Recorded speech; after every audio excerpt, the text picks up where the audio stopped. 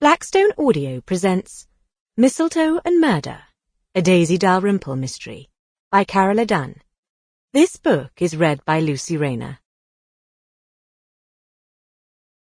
Prologue. Cornwall, 1874.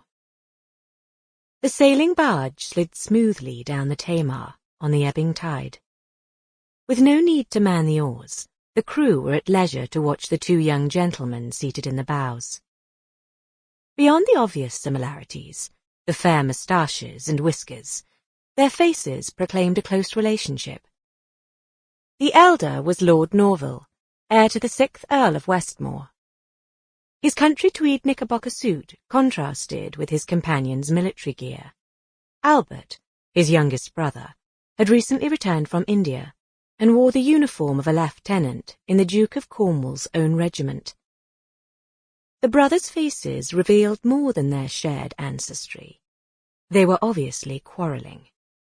Their voices were lowered, so that even the closest of the sailors could not guess the cause of their dispute, but it appeared to be no minor matter.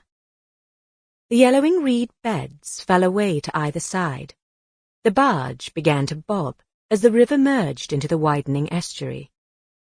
The captain shouted an order, and the crew moved to raise sail. The Norvilles argued on, oblivious. A frigate steamed out from the naval dockyard at Devonport. "You're a fool!" cried Lord Norvilles at last. "No good can come of this idiocy. Give me that paper." He darted a hand inside Albert's coat and pulled out a paper from the breast pocket. Ripping it in half, he stood up, his arm back to throw it overboard. Albert sprang to his feet and grappled with him, shouting. His words were drowned by the throb of the frigate's engines. Heedless in her power and arrogance, the ship cut across the sailing barge's path. Her bow wave caught the small boat, tossing it about like an autumn leaf on the wind. Caught off balance, both young men toppled over the side. By the time the horrified boatman brought the barge around, the brothers had disappeared without a trace.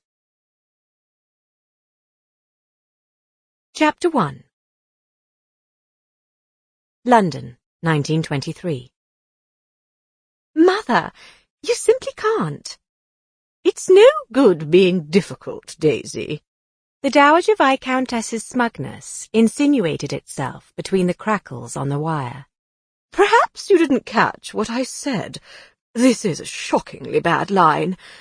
I wrote to Lord Westmoor as soon as Violet—" Sample complete. Ready to continue?